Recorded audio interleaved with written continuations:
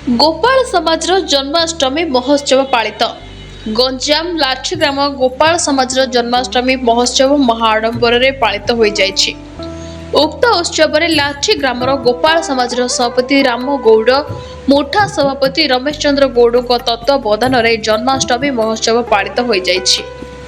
उक्त उत्सव में नाम यज्ञ श्रीकृष्ण विशेष पूजा कार्यक्रम अनुष्ठित होइथिला।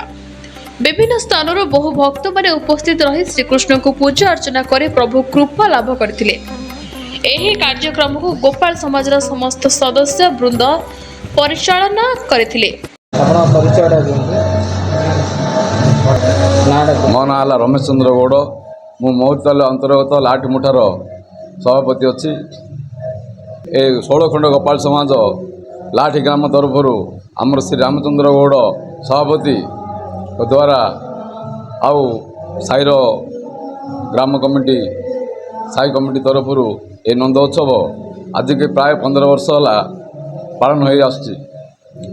आमर नंद उत्सव आमर नंद जन्माष्टमी दिन सकाल 7टा अधु नाम संकीर्तन आरंभ हो प्राय अष्टपहरी करा जाई नंद उत्सव जन्माष्टमी दिन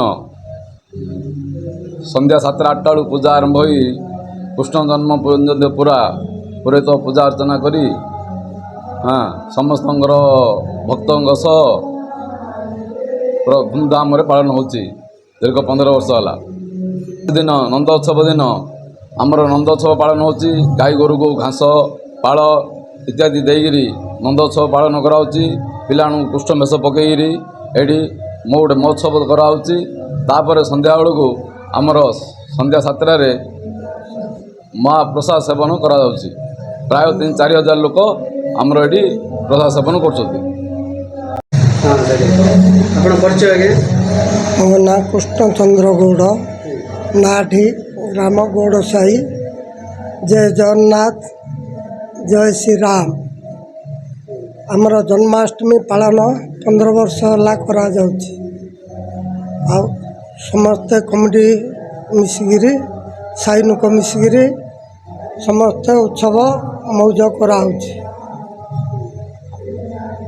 5000 लोक जमा होचुते। तापर नाम कीर्तन होछि, नंद उत्सव होछि।